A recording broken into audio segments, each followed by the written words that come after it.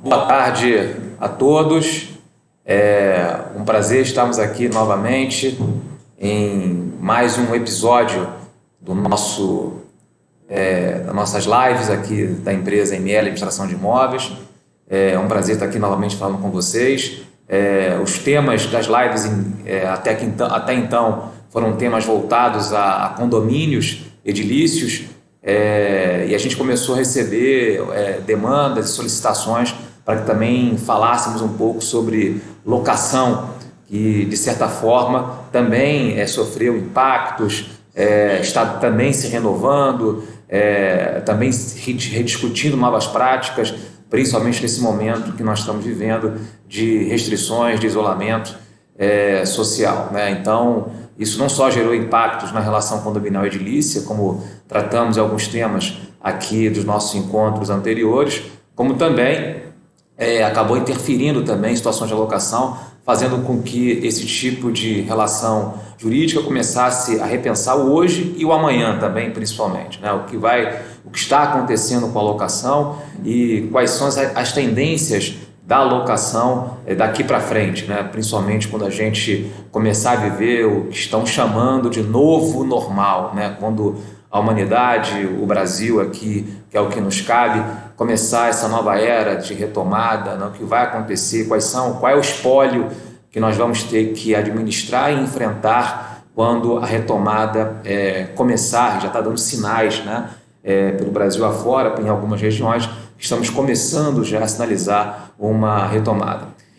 Então, para falar de locação, né, e aí novamente, né, desculpa para quem não participou dos encontros anteriores, eu farei a abordagem do tema, né, num formato parecido com o de uma palestra, e vocês podem, de acordo com as minhas considerações, já apresentarem suas dúvidas, seus questionamentos, suas indagações através do chat, que ao final da minha apresentação eu apresentaria algumas respostas às considerações com relação às perguntas que vão ser feitas, tá? Elas podem ser feitas agora, de forma antecipada, ou no momento que a gente abrir para os debates, para as perguntas e respostas, tá? Tentarei ser breve, né, em razão até desse mundo digital que não impõe um formato muito longo de apresentação, então procurarei ser breve na minha explanação, no máximo aqui uns 30 minutos, para que a gente possa aproveitar o tempo das indagações e das dúvidas que, porventura, vocês venham a apresentar, ok? Então, vamos lá. Novas tendências da locação, direitos e deveres, locador, locatário, neste momento atual e também pensando no momento futuro. Em primeiro lugar, para falar de locação imobiliária, é importante que a gente fale do mercado imobiliário como um todo. Nós temos na cadeia do negócio imobiliário o que a gente pode dividir de duas cadeias, né? Duas cadeias de atores importantíssimos para a movimentação do negócio imobiliário, que é a cadeia de produção, né? Que é a cadeia de construção de imóveis, né? Construção de imóveis não só comerciais, não residenciais, como também residenciais, e a cadeia de serviços, que é a cadeia da administração desses imóveis. Então, a cadeia de serviços, que é a ponta final, a outra ponta, ela se beneficia muito quando a cadeia produtiva ela está pujante, quando a cadeia produtiva ela está no momento profícuo, no momento de alta construção de imóveis e de compra e venda de novas propriedades imobiliárias, né? Então é importante que a gente saiba como é que está a cadeia produtiva nesse momento para entrarmos também na cadeia, para entrarmos em seguida na cadeia de serviços. Para a gente poder fasear, né, o mercado imobiliário através das suas movimentações, e isso é uma movimentação histórica, medição que o mercado já faz desde a década de 70, o mercado imobiliário ele se baseia, né, o ciclo do mercado imobiliário, ele se baseia em 4 fases, né, muito nítidas, todas elas muito nítidas e com um espaço entre uma fase e outra, entre um ciclo e outro, entre 5 a 6 anos, é o tempo médio de duração de uma passagem de um ciclo para o outro. E quais são esses 4 ciclos? Os ciclos eles são ciclo de expansão, ciclo de excesso de ofertas, ciclo de recessão e ciclo de recuperação. Esses são os quatro ciclos, as 4 fases históricas de movimentação do mercado imobiliário aqui no Brasil. A gente identifica como ciclo de expansão, ele fica identificado quando há aumento na construção de imóveis, quando a economia ela está equilibrada, as taxas de juros são convidativas para que os proprietários adquiram imóveis, principalmente na planta, crédito imobiliário sendo incentivado, né, não só pelo governo federal, como também pelos bancos privados, né, desemprego em queda, né, o que faz com que a população se sirva de otimismo, até porque a economia é uma ciência que se move muito com relação ao otimismo. Então, quando há esses fatores, a gente pode identificar que estamos num ciclo de expansão do mercado imobiliário. O ciclo de excesso de oferta é o ciclo que geralmente vem em seguida. Quando acaba o ciclo de expansão, quando o ciclo de expansão está chegando ao seu final, a gente identifica o início do chamado ciclo de excesso de ofertas. É quando você tem um número grande de imóveis que foram construídos e a oferta fica até menor do que a procura, né? Quando um número menor de pessoas começa a procurar um número grande de imóveis, né, que está ali colocado à disposição da sociedade. Quando isso começa a acontecer, os preços dos imóveis começam a cair, né? Porque na lei da oferta e procura, quanto maior a oferta, menor a procura. Quem está ofertando tem que diminuir o preço do imóvel para poder fazer girar a mercadoria imobiliária. Isso você começa a identificar, então, um desestímulo, né, dos novos investidores em virtude de uma sinalização de queda de preço dos imóveis. E aí a gente começa, depois que essa fase ela começa a se ajustar, começa a se adequar, e ela começa a chegar ao seu final, a gente inicia uma outra fase, que é a chamada fase de recessão, que aí é a fase onde a economia começa a ficar combalida, né? Há uma crise de emprego, de empregabilidade, né? O desemprego crescente, as pessoas freando o ímpeto na compra de imóveis, o crédito imobiliário não sendo mais incentivado pelo governo federal, inclusive até do cenário de excesso de ofertas que eu falei para vocês, que começou a se apresentar. Então a gente inicia uma chamada fase de recessão, que a gente pode identificar como a fase que nós convivemos aí há algum tempo atrás, em virtude da crise que explodiu, principalmente no final de 2013 para cá. E a quarta fase é a chamada fase de recuperação.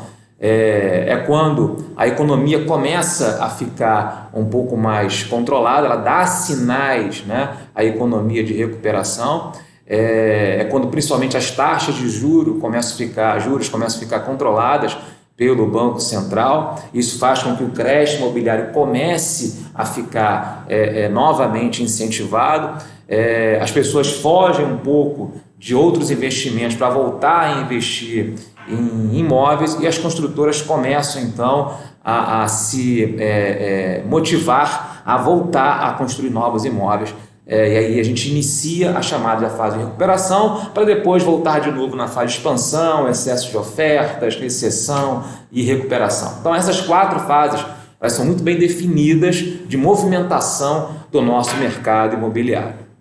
Marcelo, em que fase a gente está, ou pelo menos estava, antes que o mundo parasse por conta da pandemia do novo coronavírus, que foi um fenômeno anômalo, ninguém esperava isso, como a gente já comentou e vocês evidentemente já devem ter ouvido muito, ninguém esperava por isso. Então é importante que a gente saiba que fase que a gente estava para podermos nos preparar para a fase de retomada, ou seja, quando as atividades voltarem no seu ambiente normal. Eu não tenho dúvidas que nós estamos iniciando a fase de recuperação.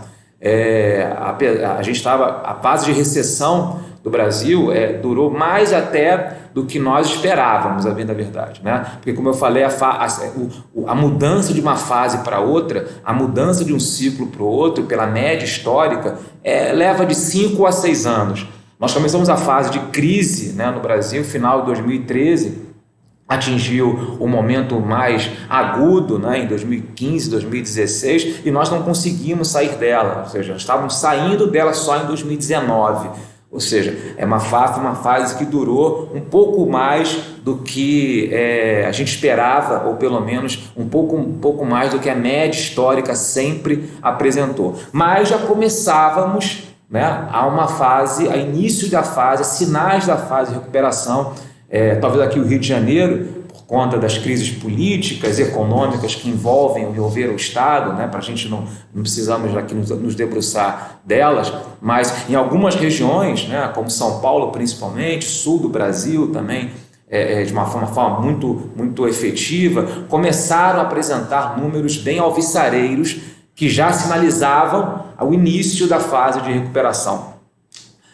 Para que a gente possa ter uma ideia, uma noção, né? No estado de São Paulo, nós tivemos um aumento de 42,3% na comercialização de imóveis, né? Isso em 2019, ou seja, um aumento de quase 50%, 42% na compra de imóveis comparado com o ano 2018, ou seja, isso já era um número bastante importante que já sinaliza o início da fase de recuperação. Um outro cenário que já nos dava a impressão do início da fase de recuperação é o controle da taxa da Selic por parte do Banco Central, principalmente através do Copom, que é o comitê gestor, né, que cuida da taxa básica de juros aqui no Brasil. A taxa Selic, nesse momento, né, ela vinha num processo de queda a cada reunião do Copom, até que chegou a uma queda de 3%, já Selic 3%, apenas a taxa de Selic. Isso faz com que os investidores comecem a migrar na tendência de investimento para imóveis, retornem para o jogo de comprar imóveis, porque com a Selic baixa, né, os juros do mercado financeiro, né, a rentabilidade do mercado financeiro passou a ficar não tão atraente assim. Então, para que esses investidores pudessem voltar a ter rentabilidade nos seus ganhos, né, eles voltam a migrar, voltam a mirar os seus recursos para a compra de imóveis. E para que vocês tenham uma ideia, né, de qual é a rentabilidade média da compra de imóveis, nós temos uma rentabilidade média da compra de imóveis, quando você quer ter um rendimento com o seu imóvel, né, num patamar de 14%. Né? Então isso começa a incentivar as pessoas a ter uma retomada de imóveis. As reformas que começaram pelo menos a serem desengavetadas no Congresso Nacional, principalmente a reforma da Previdência, também sinalizaram já, né, um sopro de otimismo com relação a um novo momento da economia do Brasil. Isso, evidentemente, fez com que a nossa fase de recuperação voltasse, e isso foi bastante sensível, né, dentro do mercado. Evidentemente que agora, né, nós temos uma crise que paralisou um pouquinho, né, a consolidação desse ciclo. Né? Uma outra informação importante, né, através uma fonte da Associação Brasileira de Entidades de Crédito Imobiliário e Poupança, né, já estava aprovada uma injeção de 120 bilhões de aporte de poupança para o mercado imobiliário, ou seja, isso tudo para incrementar a construção de imóveis. E até 2025, isso é fonte da Fundação Getúlio Vargas, até 2025 haverá uma demanda de imóveis aqui no Brasil de 14 milhões de novas moradias, ou seja, há uma demanda, uma necessidade de abastecer de imóveis 14 milhões de pessoas. Né? Então isso tudo, né, são números que evidentemente sinalizavam o início da recuperação. Mas aí veio a Covid e infelizmente que criou uma panaceia, né, no mundo e uma paralisação nesse ciclo. Mas a gente espera que essa retomada possa acontecer tão logo, né, essa crise e o novo normal possam voltar. Né? Então, o que aconteceu em termos até de legislação nesse momento, até para também incrementar esse plano de recuperação, o ciclo de recuperação? Né? A gente pode destacar duas. Aqui no Rio de Janeiro, no início, né, de 2019, foi aprovado, né, o Código Simplificado de Obras do município. Né? O município do Rio de Janeiro vivia num código de obras bem antigo, de 1976, que até então não atendia a tendência de novas construções imobiliárias no Brasil como um todo, no mundo como um todo, né? Então, o Código de Obras do município era muito atrasado, né? Ele era muito desatualizado, né? Com normas vetustas, né? Que talvez não atendesse o perfil do novo comprador de imóveis. Enxergando isso, né? O município de Rio de Janeiro sancionou no início de 2019, ou seja, muito fresco, né? 1 ano e meio apenas de legislação, o novo Código de Obras do município, simplificando as regras de construção de imóveis aqui no Rio de Janeiro. E a gente pode destacar duas situações bastante solicitadas, inclusive pelos incorporadores, e que poderão dar uma tendência do perfil da estrutura das novas propriedades. A primeira é que possibilitou a construção de imóveis de até 25 metros quadrados. Até então isso era inimaginável aqui no Rio de Janeiro, você construir imóveis com esse tipo de tamanho, né? E agora é possível, na maioria das regiões, você construir, salvo só algumas regiões que a própria lei estabelece ali uma vedação, mas são pouquíssimas, na maioria das regiões você pode construir imóveis de até 25 metros quadrados. É uma tendência que nasceu em São Paulo, principalmente, por quê? Porque você constrói imóveis de tamanho pequeno, mas você compartilha nas áreas comuns o uso de espaços de conveniência. Você compartilha nas áreas comuns espaços gourmet, onde algum morador ele pode descer e fazer o seu alimento.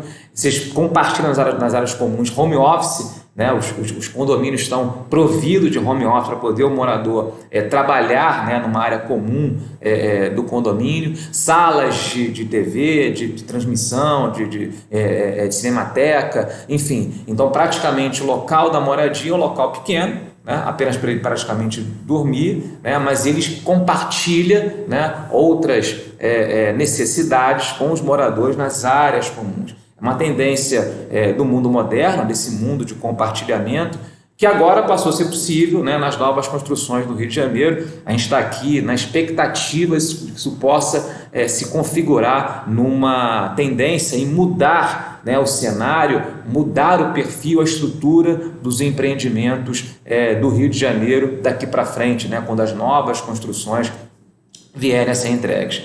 E uma outra lei que também causou incentivo a novas construções foi a chamada lei que a sociedade já passou a chamar Lei do Distrato, que é a Lei 13.786, que foi sancionada em dezembro de 2018, ao final de 2018, que criou, né, um elemento objetivo, né, no momento em que o adquirente de imóveis quer desistir de comprar o seu imóvel, né? As incorporadoras estavam reclamando, né?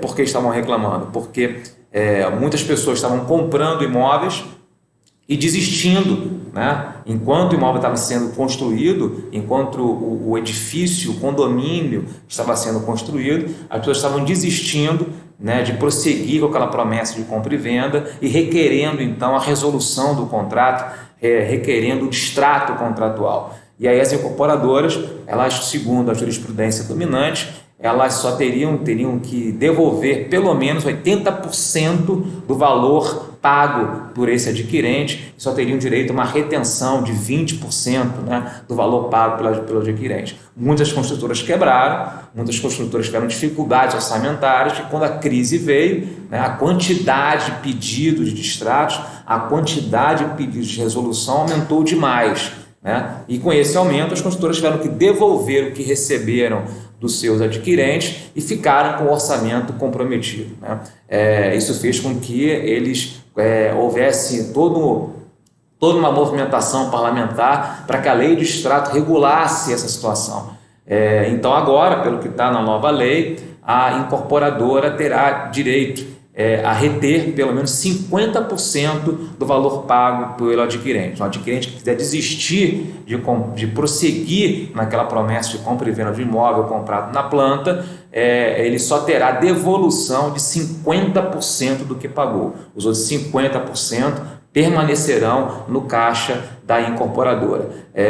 Isso vai fazer com que muitos adquirentes pensem 2, 3 vezes antes da existência do imóvel, né? Porque senão terão um grande prejuízo. E vai dar segurança jurídica, financeira às incorporadoras no momento em que estiverem construindo imóveis.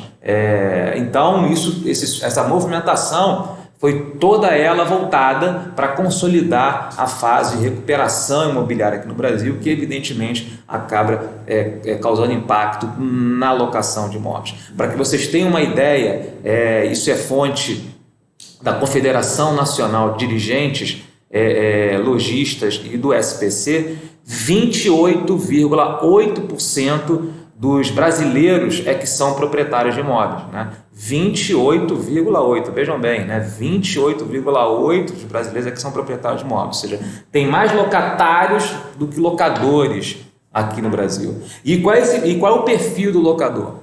Aqui no Rio de Janeiro, 76%, né, dos locadores de imóveis aqui no Rio de Janeiro só tem apenas um imóvel, né? Esse é o perfil do locador de imóveis, 76% tem apenas um imóvel, né? Então esse cenário, esse perfil todo, a gente tem que entender para começar a entender como será a retomada daqui para frente. O que faz um locador de imóveis? Então, se a gente está iniciando, né, uma fase de recuperação, uma fase de incentivo à compra de imóveis, eu tenho que apresentar alguns números que vão fazer com que esse proprietário se motive a continuar comprando imóveis para locação.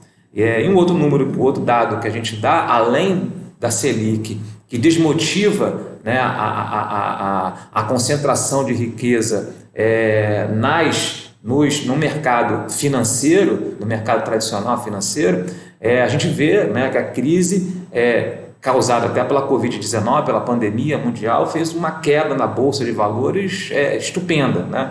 Para vocês terem uma ideia, no acumulado, né, de queda de quem investiu em Bolsa de Valores esse ano, temos um acumulado de 39%, né, de queda, né, de prejuízo para quem estava com seus recursos, todos eles concentrados na Bolsa de Valores. Enquanto que o imóvel não. O imóvel, no mínimo, se mantém estável, né? O imóvel, no mínimo, se mantém estável. E a rentabilidade para quem aluga o imóvel, a rentabilidade média mensal, né, de quem aluga o imóvel comparado com o valor do seu imóvel é de 0,6% ao mês, né? Essa é a rentabilidade média de quem aluga o imóvel. Números bem maiores do que poupança, né, ou do que atualmente alguns fundos, né, do que atualmente alguns investimentos. Essa é a variação média de rentabilidade da locação. 0,6% ao mês. Podendo chegar em algumas regiões, né, dependendo da localidade, dependendo do investimento na localização, a gente pode chegar até nos momentos áureos, evidentemente, a 1% ao mês, né? Então já é um percentual que já começa a criar motivação para que eu possa ser locador e possa colocar o meu imóvel em locação. Só que a gente vive uma crise, né? A crise criada pela Covid-19, que infelizmente acabou estabelecendo uma paralisação, né, em boa parte dos investimentos. A gente viu, né, principalmente de março para cá, uma queda, né, no valor do aluguel ofertado, porque as pessoas hoje em dia estão com medo, principalmente dos imóveis não comerciais, né? E não só uma queda no valor dos imóveis, como também uma necessidade de negociação de quem está com seu imóvel alugado, né? Não resta dúvida, principalmente nos imóveis não residenciais, os chamados imóveis comerciais, não resta dúvida que o fenômeno causou uma crise econômica momentânea, que a gente não sabe até que ponto vai durar, mas uma crise econômica momentânea, atual, que impactou seriamente na atividade mercantil profissional de muita gente, né? Pessoas que alugavam imóveis para explorar negócios como bares, restaurantes, academia de ginástica, salões de beleza, entre outros, que tiveram restrições para os seus funcionamentos, evidentemente tiveram dificuldade de honrar com o pagamento dos seus aluguéis. Isso não só produziu efeito imediato, impactante nas locações não residenciais, nas locações comerciais, como também nas locações residenciais, né? Porque os empresários que exploravam esses imóveis também eram locatários, né? Também são locatários. Então, a mesma dificuldade que eles têm de pagar o aluguel, no imóvel locado comercialmente, eles vão ter dificuldade também de pagar o aluguel no imóvel onde eles moram residencialmente, porque também tiveram perda de renda, mitigação de orçamento, né? Isso fez com que a gente começasse um processo intenso de negociações e até de movimentação legislativa para tentar modular um pouco essa relação. E nesse momento a gente percebe que a tendência é que o judiciário, principalmente, comece a olhar com maior sensibilidade o lado do locatário. Apesar da gente ter falado aqui que o locador também é uma pessoa que, ao explorar imóveis, é por isso que eu dei esse preliminar, ao explorar imóveis, o investidor de imóveis, o proprietário também é uma pessoa que sofre os riscos, né? Sofre as mazelas de uma situação econômica adversa. Como eu falei, aqui no Rio de Janeiro, 76% dos locadores têm apenas um imóvel.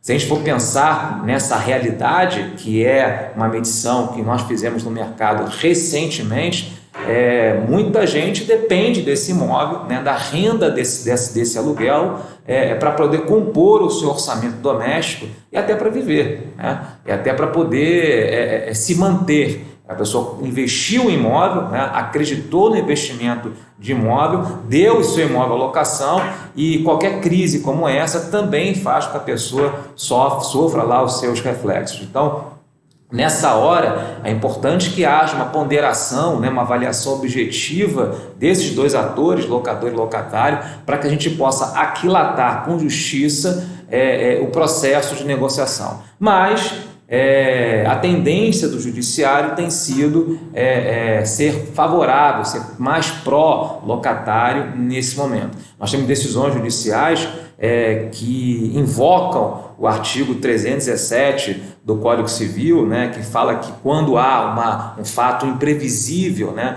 quando há uma imprevisibilidade em razão de um fato, fazendo com que a prestação, ou seja, a obrigação, se torne demasiadamente onerosa e pesada de cumprimento para outra fase, há necessidade de modulação do preço do contrato, né? E há quienes invocam também o artigo 478 do Código Civil, que trata da onerosidade excessiva, ou seja, quando em razão também de um caso fortuito ou de força maior, existe, né, uma onerosidade, ou seja, alguém acaba ficando impactado demais financeiramente para poder cumprir o seu contrato, cumprir a honradez do seu contrato. Esses princípios, né, essas normas do Código Civil estão sendo muito bem utilizadas, né, pelos locatários para requerer negociações e redução dos seus aluguéis e também até suspensão do cumprimento da obrigação de pagar aluguel enquanto, né, a crise, enquanto as restrições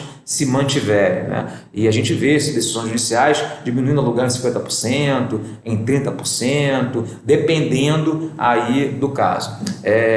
O que a gente recomenda para os proprietários é que não esperem que haja um requerimento do locatário nessa busca de redução, de negociação para o judiciário. Porque, como eu falei, o judiciário tem sido mais favorável ao inquilino nesse momento do que o locador. Então, o ideal é que os locadores, né, os proprietários, esgotem, né, e sejam bastante sensíveis na feitura das negociações extrajudiciais para evitar uma sentença que objetive realmente o valor do aluguel ou até suspensão do valor do aluguel nesse momento de crise. Então, o ideal é a análise de cada caso, né? Tem que olhar também o lado do proprietário, que, como eu falei, também depende do imóvel, às vezes, para a sua subsistência, né? Então, quando esses dois lados, quando essas duas ponderações, elas se apresentam de forma bastante objetiva, a recomendação é que haja realmente uma negociação extrajudicial para evitar a judicialização que tem sido favorável ao inquilino nesse momento. Para você ter uma ideia da movimentação parlamentar, né, o projeto de lei 1179, de autoria, né, do senador Antônio Anastasia, que já passou para a Câmara dos Deputados, né, já sofreu algumas emendas para a Câmara dos Deputados, voltou para o Senado Federal para apreciação das emendas da Câmara, e está agora o projeto no gabinete do presidente da República para sua sanção, para ser sancionado. E esse projeto de lei, caso venha a ser sancionado da forma como está, ele proíbe provisoriamente o despejo liminar nos contratos de locação. Ou seja, se acontecer do projeto de lei virar lei, e a tendência é que vire, né? Existe toda uma expectativa de que o presidente venha a sancionar esse projeto de lei 1179, vai ficar proibido aqui no Brasil, né, a realização, a decretação de despejo liminar nos contratos de locação, pelo menos enquanto durar o estado de calamidade pública, né? Ou seja, nenhum inquilino vai poder ser despejado liminarmente, né? Mesmo se tem devendo aluguel, mesmo contrato de locação sem garantia nenhuma, nenhum inquilino vai poder ser despejado liminarmente, caso esse projeto de lei se converta em lei. Então, se a gente vê, né, esse movimento todo do judiciário e também do parlamento favoráveis e mais sensíveis aos locatários do que aos locadores nesse momento de crise, nesse momento de pandemia, né? Então, qual é a tendência? Qual é o espólio que a gente vai ter que trabalhar quando essa crise passar, em virtude desse cenário que nós estávamos de recuperação, da paralisação do cenário de recuperação por conta da crise e dessa toda movimentação, essa mexida que a crise tem dado na relação locatícia. Uma tendência, né? E aí a gente começa a estudar isso com bastante ênfase, do perfil, a provável mudança do perfil do locatário, principalmente do locatário não residencial, chamado locatário comercial.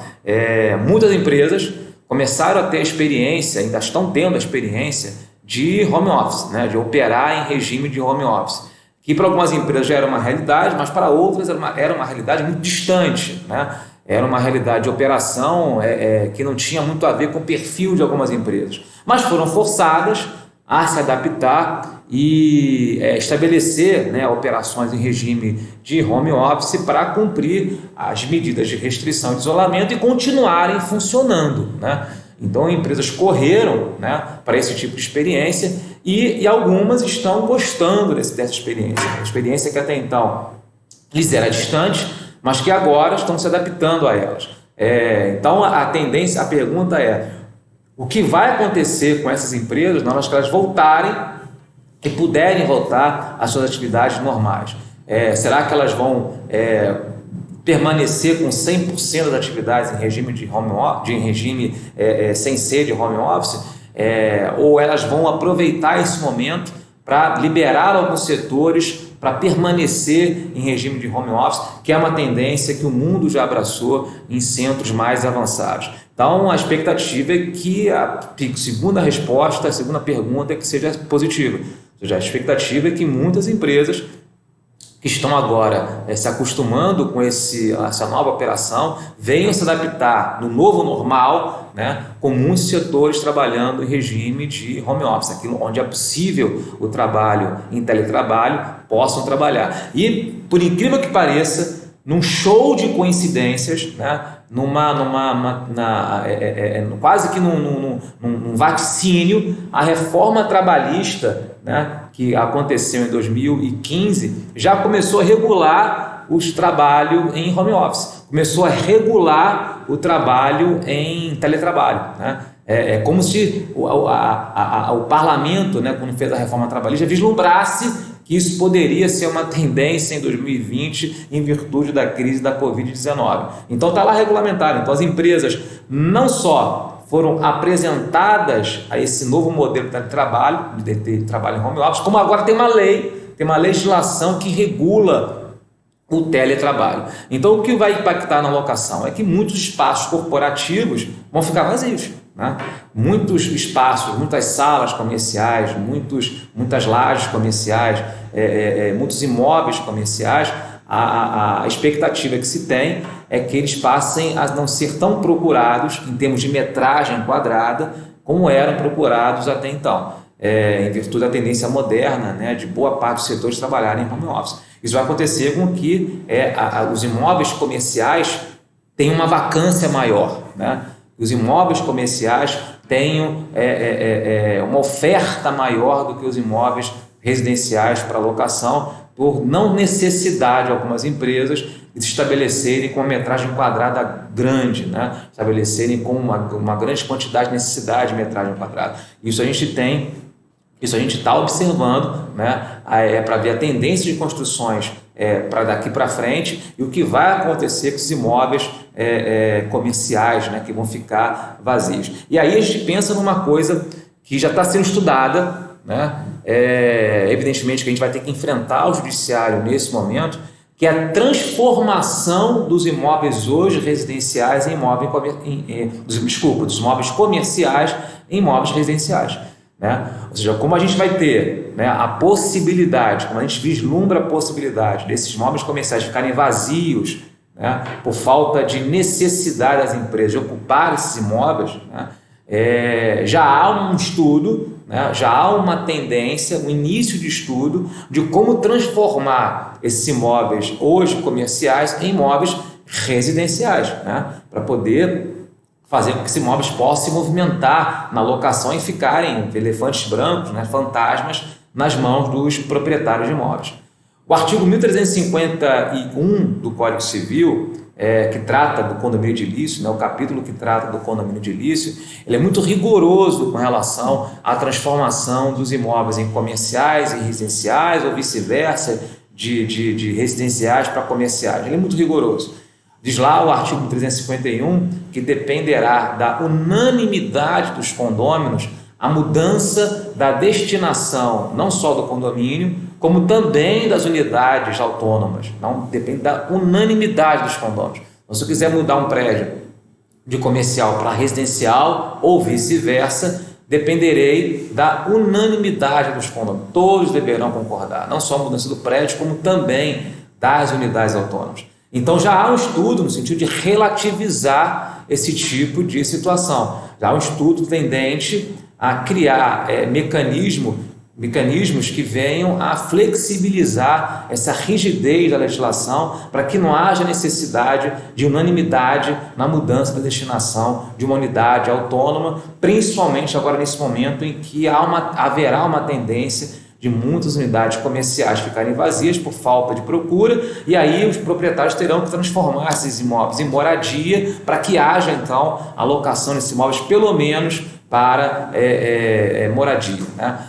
Então essa é uma tendência que a gente está estudando, viabilizando ou de forma legislativa para alterar o Código Civil ou criando teses que possibilitem retirar a rigidez do quórum unânime para modificação dessas unidades habitacionais, né? Então essa é uma tendência que a gente está aqui analisando.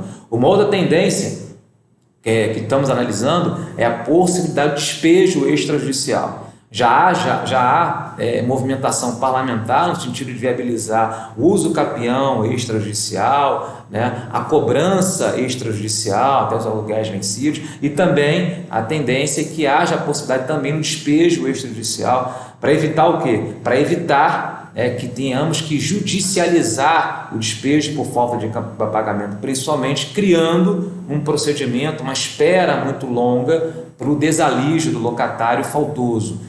Porque isso acaba desmotivando também o locador. Quando o locador ele vê que o despejo está durando em média no Brasil 1 ano a 1 ano e meio, né, um grande absurdo, ele começa a desmotivar, né? Ele começa a ficar um pouco inseguro de investir na locação, porque caso haja algum problema com o locatário, ele vai ter que demorar 1 ano, 1 ano e meio até despejar esse inquilino. Então o despejo extrajudicial tem sido também uma tendência de estudos, tem uma tendência de análise para propiciar uma rapidez, né, na retomada dos imóveis, caso haja inadimplência por parte dos locatários. Uma outra tendência que a gente vê é uma modificação na relação das garantias locatícias. Para quem não sabe, lá o artigo 37 da Lei de Locações, a Lei 8.245, ela trata de 4 modalidades, né, de garantias no contrato de locação. São aquelas modalidades que o legislador da lei inquilinária viu como importante para garantir o adimplemento das obrigações locatícias. Então, o locador, na hora que ele vai alugar um imóvel, ele pode exigir do locatário uma dessas 4 garantias, né? Quais são essas 4 garantias?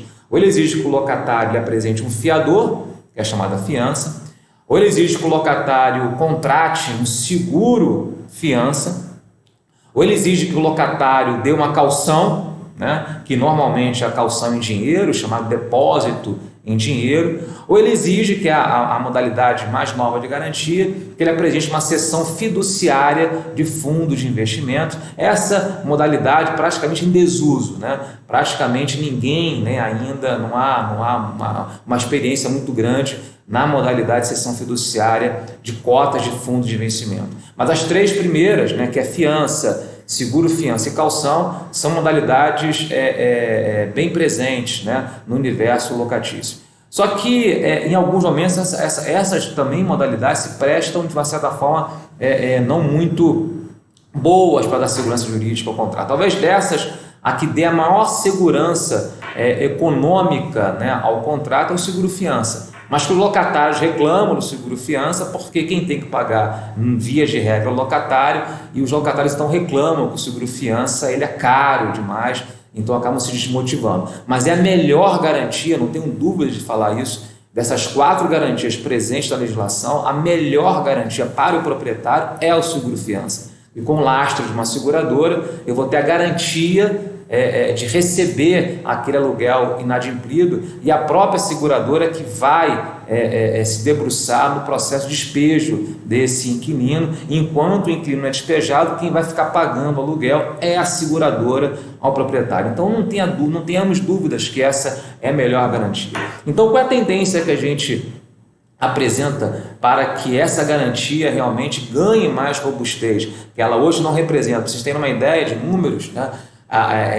Das 3 principais garantias, como eu falei, cessão fiduciária é praticamente uma garantia em desuso. Das 3 principais, que é fiança, seguro fiança e caução, né, que é o depósito em dinheiro, na maioria dos casos, a fiança representa aqui no Brasil, ela responde, melhor dizendo, aqui no Brasil, por mais 70% das garantias de contrato de locação aqui no Brasil. Fiança responde por mais de 70%. Então, portanto, né, o seguro fiança e a caução, elas pegam ali 30%, né, da fatia das garantias aqui no Brasil. Ainda é muito pouco, se nós pensarmos, né, que o seguro fiança é uma garantia muito, muito melhor do que o fiador. E por que o seguro fiança é uma garantia melhor do que o fiador, Marcelo?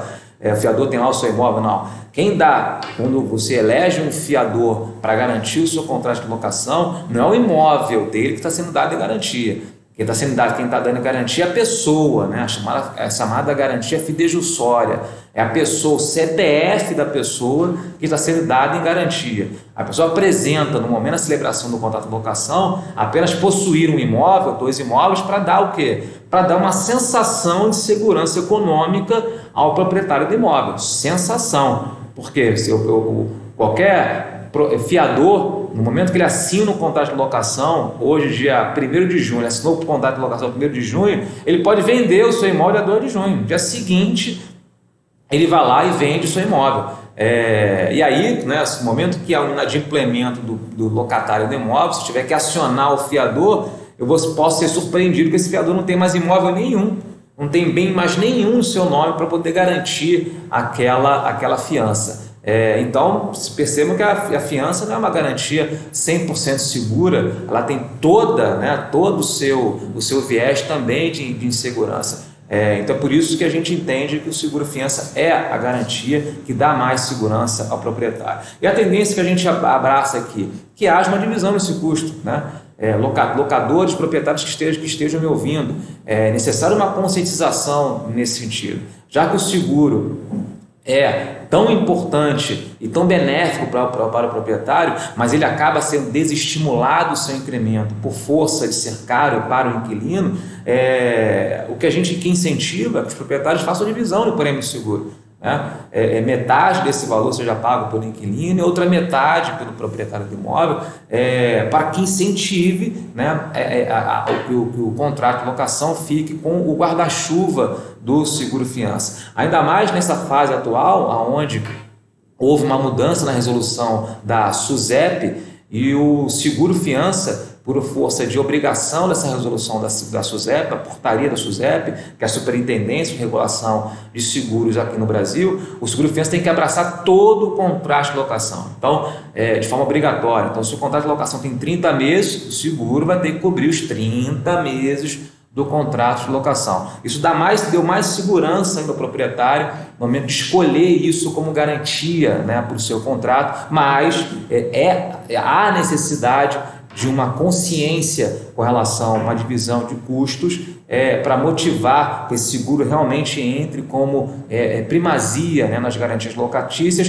e dê segurança ao mercado. Porque quanto maior o mercado quanto mais o mercado fica seguro, maior é o incentivo de compra de imóveis, maior, né, a oferta de imóveis para locação, modula o preço e a rentabilidade do imóvel fica atraente, né? Então todo mundo sai ganhando nesse momento.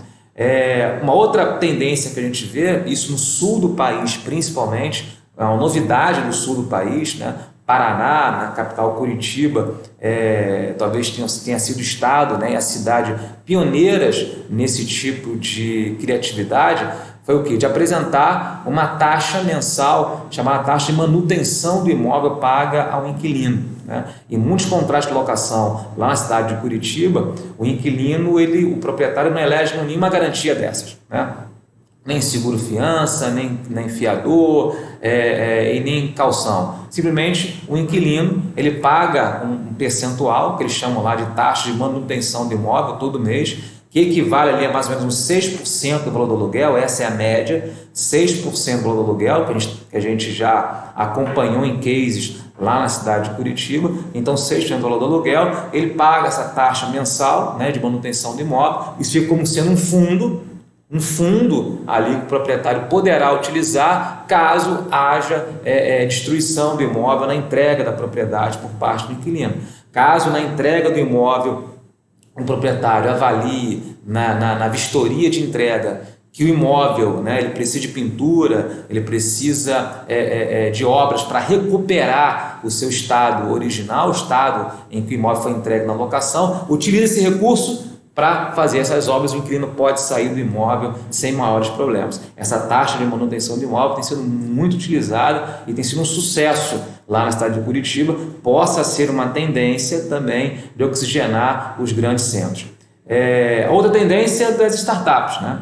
As startups elas entraram no mercado de locação de maneira firme de 2012 para cá, né?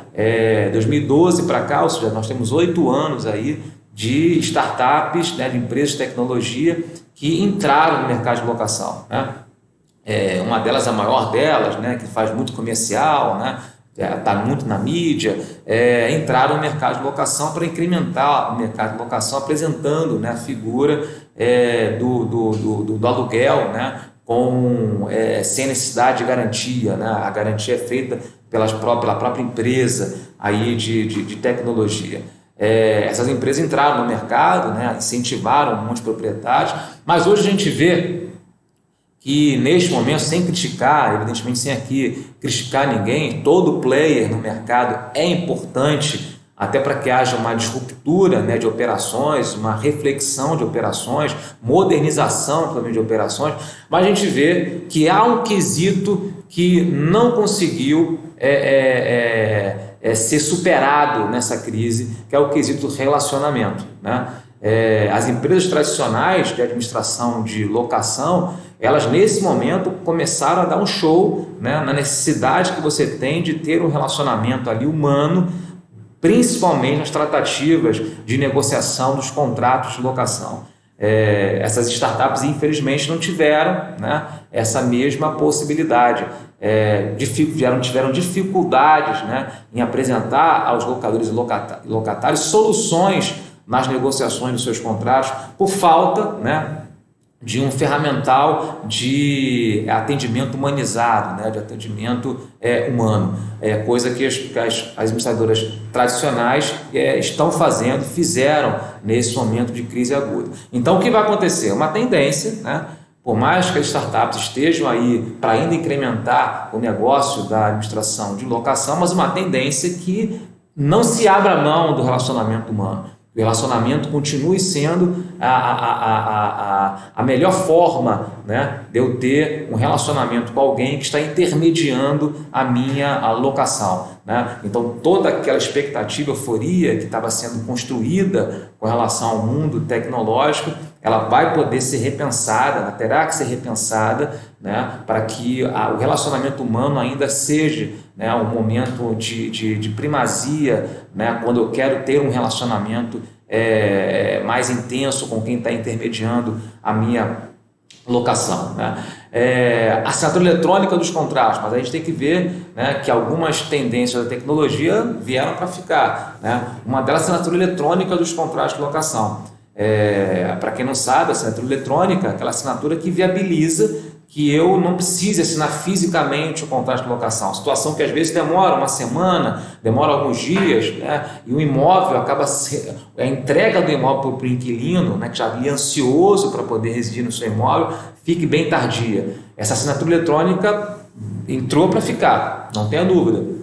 Os contratos atuais estão sendo celebrados, poucos, aliás, né, porque a locação teve esse momento de paralisia por conta das restrições urbanas, mas os poucos contratos de locação que foram celebrados, né, desde a crise para cá, praticamente todos eles foram através da assinatura eletrônica, né? E essa assinatura eletrônica passou a ser bem reconhecida até pelo judiciário. O judiciário, existia uma dúvida com relação à legalidade das assinaturas eletrônicas, né, da segurança jurídica das assinaturas eletrônicas, mas elas foram reconhecidas no judiciário como forma adequada da legitimidade na consolidação daquela relação jurídica. Então você tem várias decisões judiciais, jurisprudências bem consolidadas, principalmente nos mercados de e-commerce, né, nos mercados bancários, onde a assinatura eletrônica já estava sendo muito bem utilizada, e tem consolidação de que esse tipo de assinatura eletrônica é altamente válida, reconhecida e segura para que, né, a relação jurídica possa ter sido estabelecida. Então essa é uma tendência que veio e não vai voltar, né? Então que estejamos preparados para assinar eletronicamente todos os nossos contratos de locação. Uma outra situação, e aqui até saiu no jornal de ontem, se eu não me engano, acho que foi de ontem, o despejo por descumprimento de regras na convenção do condomínio e no regimento interno. A lei 8.245, a lei de locação, ela já obriga o inquilino, o locatário, está ali dentro das atribuições do inquilino, dentro dos deveres do inquilino, lá no artigo 23, cumprir a convenção e o regulamento interno do condomínio na qual ele vai morar no imóvel dado em locação, está lá.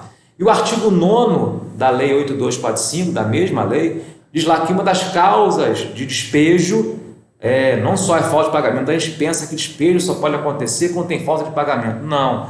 Uma das causas do despejo, lá do artigo 9º, que elenca quais são as causas do despejo do contrato de locação, é o quê? O descumprimento de norma legal. Ou seja, a infração legal, infração à lei, não cumprimento do que a lei determina, também é motivo de despejo do contrato de locação. E aí a gente está vendo, né, que essa pandemia acabou causando uma crise de relacionamento em alguns condomínios, né? As pessoas confinadas, né, nos seus lares, né, nas suas residências, algumas delas até por conta da ansiedade, até por conta de não estarem muito bem adaptadas a tanto tempo ficando nos imóveis, começaram a abusar no relacionamento humano, começaram a abusar e ferir regras do direito de vizinhança. Para que a gente possa ter uma ideia, a medição também feita recentemente aumentou em 43% o número de reclamações de barulhos em edifícios aqui no Brasil. 43% foi o aumento da crise para cá, de meados de março para cá, o aumento na reclamação de vizinhos por conta de barulhos, perturbações causadas por seus outros vizinhos, né? E isso, né, gerou um fato que, apesar de estar na lei que o descumprimento de convenção e regulamento poderá ser causa de despejo, será muito raro, né? Mas a gente viu notícias jornalísticas na grande mídia que passou a ser, né, algo que já está acontecendo no mundo atual. Aqui no Rio de Janeiro nós tivemos casos já de despejos acontecerem, despejos de locação acontecerem em razão de excesso de barulhos causados pelos inquilinos, causados pelos locatários dos imóveis, né? Evidentemente, quem tem que requerer isso é o proprietário do imóvel, né? O proprietário do imóvel ele tem o direito, ele é o legitimado ativo para requerer o despejo, e caso ele não faça, o próprio condomínio pode entrar com uma ação contra o proprietário, obrigação de fazer, para que ele despeje o seu locatário que está dando problema, né? O locatário que está ali com uma caracterização de comportamento denominado como antissocial. Então isso pode ser uma tendência, né, de comportamento, porque se a gente pensar que boa parte de algumas pessoas vão continuar trabalhando em regime de home office por conta da tendência do mundo corporativo moderno, o número maior de pessoas ficando nos condomínios também vai aumentar. Ou seja, o tempo da pessoa dentro da propriedade residencial também vai aumentar, porque ele vai estar trabalhando em regime de home office. Então, com isso, o relacionamento humano, né, a gestão do relacionamento humano vai ficar mais intensa do que está hoje, né? Vai passar a ser um desafio novo, principalmente aos gestores prediais, né? Então, o despejo, o descumprimento de regras do regulamento e da convenção do condomínio, que já é uma realidade, poderá ser uma tendência daqui para frente em virtude de perturbações causadas no relacionamento. Bem, falei até um pouco mais do que tinha programado, né? Foi quase uma hora aqui dessas breves explanações. Resolvi falar de muita coisa, né, nesse espaço curto de tempo, mas não queria desprovi-los de algumas considerações que a gente fez aqui durante essa apresentação, tá? Então, quem, né, abre espaço aqui para as perguntas, né, de quem quer apresentar alguma consideração, alguma pergunta, alguma indagação daquilo tudo que eu expus ou daquilo que faltou ser aqui apresentado, e novamente me coloco aqui à disposição de vocês. Foi um prazer ter falado desse tema com vocês nessa live, e já antecipadamente já convoco para o próximo episódio que a gente vai apresentar aqui em breve. Então esse é o espaço que eu apresento aqui para as considerações. Muito obrigado a vocês que até então ficaram aqui ouvindo, né, pacientemente essa minha explanação. Vamos lá.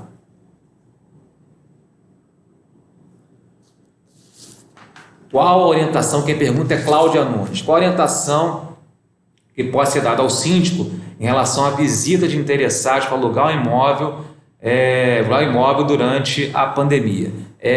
Boa pergunta, Cláudia. Boa tarde, Cláudia. Vamos lá. Em primeiro lugar, o síndico, ele, antes da pandemia, né, ele já porque não era hábito, né? Não é hábito a gente dar esse tipo de recomendação ao síndico, porque trabalhava-se muito com a estatística de poucos problemas. Mas todo síndico do condomínio, ele tem o dever jurídico de só, né, deixar que alguém visite o imóvel devidamente credenciado, né? A gente percebe que às vezes algumas imobiliárias negligenciam e simplesmente mandam lá um corretor, né, um mostrador do imóvel para mostrar o imóvel sem credenciá-lo formalmente para tal. Isso causa uma insegurança, né? Então o síndico ele tem total dever jurídico, até porque o Código Civil fala que ele é o guardião das partes comuns, está lá no inciso 5 do artigo 1348 do Código Civil. Então ele tem o dever jurídico de falar: você só vai poder, né, apresentar esse imóvel com o devido credenciamento por parte do proprietário escrito, lhe dando esse tipo de credencial, senão não vai entrar. Então o síndico já tem esse dever, né? Nesse momento de pandemia e de crises, o síndico, além desse desafio, além desse mistério, tem um outro, que é evitar a aglomeração, né? Que é evitar que haja um número muito grande de pessoas mostrando imóveis. Então o síndico ele não pode proibir que haja um corretor mostrando o apartamento. Ele não pode proibir, porque senão ele viola alguns princípios constitucionais, me parece, nessa ponderação de valores, né, que acabam sobressaindo, né, a todo esse estado de restrições que nós estamos vivendo. O princípio da moradia, né, direito ao trabalho, né, então são situações que você não pode proibir, mas o síndico pode muito bem organizar, ele pode supervisionar, ele pode falar, você só vai poder mostrar uma pessoa por vez, e quem tiver, se começou você marcar com 2 pessoas, a outra vai ficar na rua esperando, e só quando uma sair, e aí todo o trabalho de higienização é feito, que você vai poder mostrar para a segunda pessoa. Então as regras, né, para que essa visitação seja realizada, o síndico não só tem o direito, como diria, tem o dever jurídico de assim criar, de assim fomentar, ok? Vamos lá. As advertências, multas aplicadas ao morador e inquilino devem ser copiadas ao proprietário do imóvel, né? Quem pergunta também de Nova Cláudia, sim, perfeitamente, né? O locatário do imóvel, ele é aquela pessoa que está na posse direta do imóvel, mas a posse indireta do imóvel permanece nas mãos do proprietário. Então, tudo aquilo, né, que é exercido pelo locatário, todas as movimentações são feitas pelo locatário, devem ser cientificadas ao proprietário do imóvel.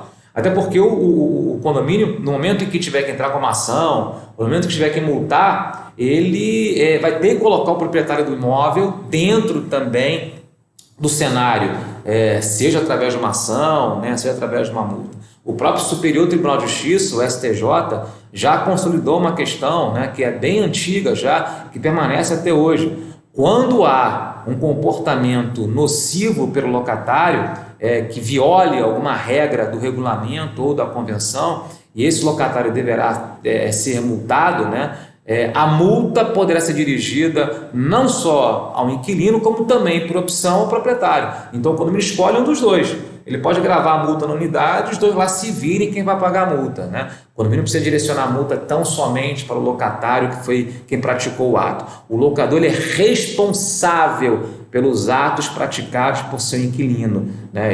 Ele tem essa responsabilidade. Então, essas comunicações de advertências, né, de transgressões, devem também ser copiadas ao proprietário do imóvel para que ele tome ciência disso, né? Quem pergunta deixa eu ver como é que eu pulei aqui uma pergunta, tá? Quem pergunta é Márcia Montalvão. Márcia, como sempre, Márcia, muito bem-vinda, prestigiando a gente, é um prazer tê-la aqui. Se eu puder contribuir com essa pergunta, implantei uma rotina que as visitas são autorizadas previamente, apenas pelo proprietário e o procurador. É o que ela implantou, é perfeito. É uma rotina no tempos normais da pandemia. Ótimo. Então a Márcia nem fez uma indagação, ela fez aqui uma contribuição à pergunta da Cláudia, né, que eu respondia antecipadamente. Obrigado, Márcia. Quem pergunta é Fátima Araripe, né? Querida Fátima, obrigado novamente pelo prestígio, obrigado por estar aqui nessa nossa live. Quando o inquilino subloca imóvel para parente com suspeita de Covid-19, com permissão do proprietário, né? Vamos lá. A gente já falou aqui que essa é uma situação realmente muito melindrosa, né? Que até causa um certo divisor de águas.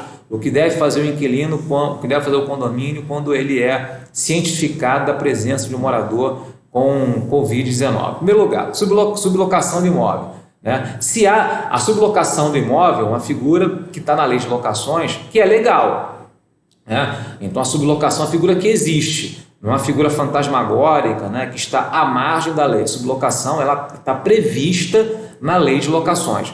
Só que, segundo a lei de locações, ela só pode acontecer com a permissão, com a aquiescência do proprietário do imóvel, do locador do imóvel. Então, na sua pergunta, você já matou uma premissa, né? O proprietário do imóvel concordou com a sublocação. Então, a sublocação, em princípio, é legal, porque o proprietário concordou com a sublocação. Então, não há ilegalidade. E aí, né, esse sublocatário, ele é uma pessoa que está acometida, né, com a Covid-19. O tratamento que a gente vai ter que dar é o mesmo, né, que eu falei aqui, né, em lives anteriores, né? Apesar de você terem vozes contrárias, mas eu prossigo com o meu entendimento e tenho muita convicção com relação a esse entendimento. O síndico ele tem o dever jurídico de comunicar a existência, né, de uma pessoa com a Covid-19 no seu condomínio. Não precisa identificar nome, não precisa falar qual é a unidade, ele tem a obrigação de falar que há uma pessoa acometida com a Covid-19 no seu condomínio. E aí, com isso, ele vai estar respeitando o que diz o inciso 2 do artigo 1348, inciso 3 do artigo 1348 do Código Civil, que trata que o síndico tem comunicar, né, qualquer procedimento judicial ou administrativo do interesse do condomínio. E se é do interesse do condomínio, é interesse por via de consequência dos seus condôminos, né? Então ele cumpre um dever jurídico quando ele dá esse tipo de notícia. Ele não pode proibir, mas ele pelo menos dá a notícia e evidentemente tem que monitorar, né, os passos, né, as eventuais transgressões, né, que esse sublocatário possa cometer transitando em áreas comuns quando se tem ciência que ele, infelizmente, está cometido com a Covid-19. Eu sempre recomendo que esse comunicado que o síndico faz, ele tenha que ter todo um viés também de solidariedade, né? Para a gente não violar princípios da intimidade, né, princípios da personalidade, que o condomínio ele notifica, ele informa os condôminos, mas, da mesma forma, manda uma mensagem de solidariedade, né, se colocando à disposição das pessoas e até, né, dando votos, né, de que haja uma rápida recuperação por parte da pessoa, ok? Quem pergunta é a Roiana. Roiana, tudo bem, Roiana? Outra também, que é sempre muito querida, né, muito carinhosa conosco. Um beijo para você, um beijo para sua mãe também, Roiana.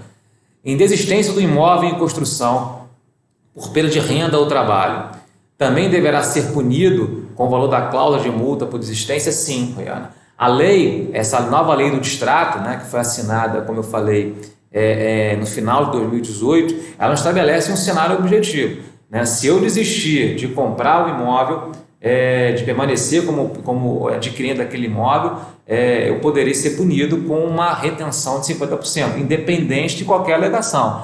Falta de renda, fiquei desempregado, então não posso mais pagar as prestações, isso pouco importa objetivamente, né? Eu terei, né, a punição de uma retenção de até 50% se o imóvel tiver sobre o regime de patrimônio de afetação, tá? Então isso é um cuidado muito grande que os adquirentes terão que ter na hora de optarem em comprar os seus imóveis. Se a incorporação tiver submetida ao regime de patrimônio de afetação, que eu não quis falar o que é patrimônio de afetação para não criar aqui, né, uma outra palestra do que é patrimônio de afetação, mas se tiver a incorporação sob o regime de patrimônio de afetação, o adquirente só receberá 50% do valor pago e o que é pior, 50% do valor pago só quando o empreendimento for entregue, só na vista do empreendimento. Ou seja, se eu comprei imóvel hoje, em 2020, entrega prevista para 2025, admitamos, né? E em 2022 desistir, eu vou ter uma retenção de 50%, né? Você vai devolver 50%, mas só em 2025, né? Que é quando for o habite-se a entrega do empreendimento, né? Para que a segurança foi dada para que a incorporadora continue com caixa para poder viabilizar a construção daquele empreendimento. Então é algo que tem que ser muito bem pensado os adquirentes daqui para frente, tá? Vamos lá, Fátima. Mesmo com todo cuidado, conseguido por mim, mas... tá. O proprietário autorizou, ok. Tá. Mesmo com todo cuidado seguido por mim, o proprietário autorizou, ou seja, a sublocação, não posso divulgar o apartamento? Não, Fátima, eu ainda recomendo que o apartamento não seja divulgado, né? É algo que pode... A gente não tem uma decisão judicial ainda sobre isso, até para que a gente pelo menos tenha algum precedente na justiça de como a justiça pensa com relação à divulgação dos apartamentos que as pessoas estão acometidas com a Covid-19. E a gente, infelizmente, sabe que isso não vai acontecer, né? Porque o vírus está aí, não tem vacina para ele, né? Os centros urbanos estão começando já a sinalizar retomadas, então a gente não sabe, né, se a curva, essa curva de pico, né, é algo que, por enquanto, é algo que ninguém, né, pode definir quando será essa curva. Então, infelizmente, a tendência é que ainda tenhamos pessoas ainda contaminadas e essa discussão prossiga, né, do que fazer para comunicar. Mas, enquanto, né, nós não temos uma decisão judicial, eu não vejo com bons olhos você identificar o apartamento, tá? Identifique que tem uma pessoa, mas sem identificar o imóvel neste momento. Vamos esperar um pouquinho, né, porque uma eventual punição, né, de danos morais me parece que é um risco financeiro muito grande para o seu condomínio nesse momento. Então, recomendo que sejamos cautelosos e não identifique a unidade por enquanto. Vamos esperar o que a Justiça vai se pronunciar daqui para frente, tá? Vamos lá. Não, Eliane já deu parabéns aqui, então não é pergunta. Bem, as perguntas foram feitas até o momento, não sei se tem alguma outra pergunta a ser apresentada. Sim, vou contar até 5, 1, 2, 3, 4, 5, sem mais perguntas. Batido o martelo aqui do encerramento dessa nova live. Nós vamos em breve divulgar para vocês um outro tema, uma nova live de acordo, principalmente com esse plano de retomada que vai acontecer. Estamos esperando que algum decreto possa ser apresentado à sociedade na noite de hoje, no mais tardar amanhã, e por conta dessa nova movimentação, desse novo normal, a gente vai ter que apresentar essa live já com essa roupagem de retomada desse novo normal. Então, esperem, né, que um novo tema será apresentado para vocês em breve. Eu espero vê-los aqui novamente, tá? Pessoal, novamente, muito obrigado pela presença, obrigado pela paciência, obrigado pelo carinho. A Imelia novamente se coloca aqui de portas abertas a todos vocês, é algo que eu gosto sempre de falar e enfatizar. Novamente, o relacionamento humano ele continua sendo um meio de operação, uma ferramenta de contato que é fundamental, e a gente aqui da empresa, a gente não abre mão disso, desse calor, dessa humanização nesse contato, tá? Então, obrigado por vocês estarem aqui e até a próxima live, até um próximo encontro virtual ou presencial, tá? Um grande abraço, um grande beijo a todos.